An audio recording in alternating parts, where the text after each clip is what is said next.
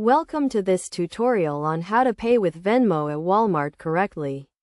In this guide, we will walk you through the process step by step, providing you with key concepts, practical examples, and best practices. To start, make sure you have the Venmo app installed on your mobile device and that you have a Venmo account. If you do not have an account, you can sign up for one directly through the app.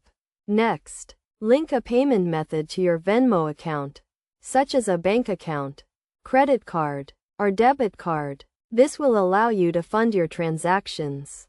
Now, let's move on to the Walmart checkout process.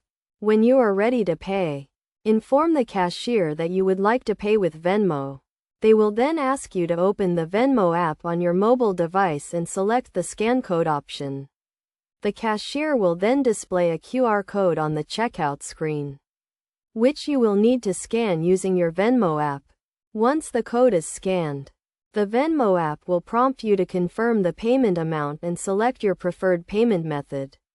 After confirming the payment details, the transaction will be processed, and you will receive a confirmation notification through the Venmo app.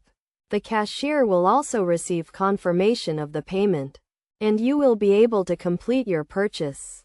It is essential to note that not all Walmart locations accept Venmo, so it is best to check with your local store before attempting to make a payment.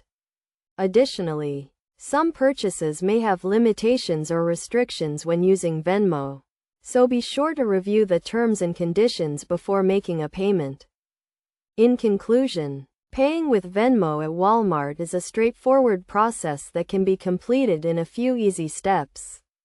By following the guidelines outlined in this tutorial, you can ensure a seamless and secure payment experience. Remember to always review your payment details carefully and to check with your local Walmart store for any specific requirements or restrictions.